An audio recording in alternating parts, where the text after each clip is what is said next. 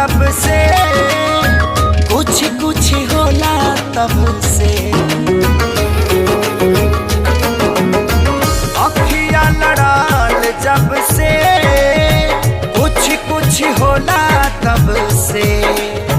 जान जान ले गईलू करे जस काढ़ के काढ़ के दीवाना दिल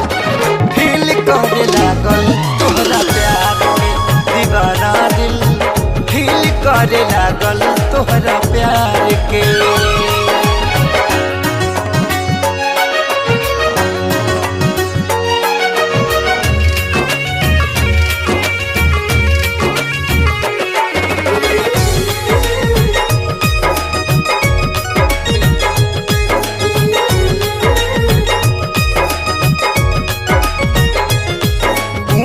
के चंदा जैसे चमका तारू हो रात रानी जैसे रानी गम का तारू हो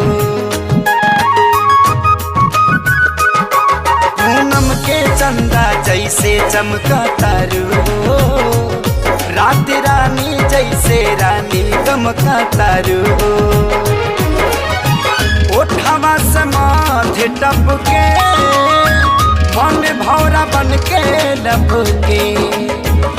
चुमला चाहता है रूप रसदार के दीवाना दिल फील करे लागल तोहरा प्यार के दीवाना दिल फील करे लागल तोहरा प्यार के।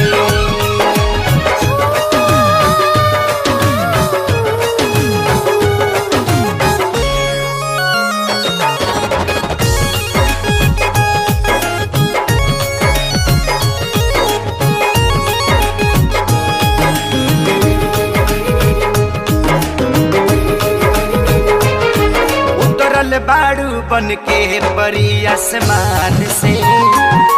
पावेला तोहके दुआ करी भगवान से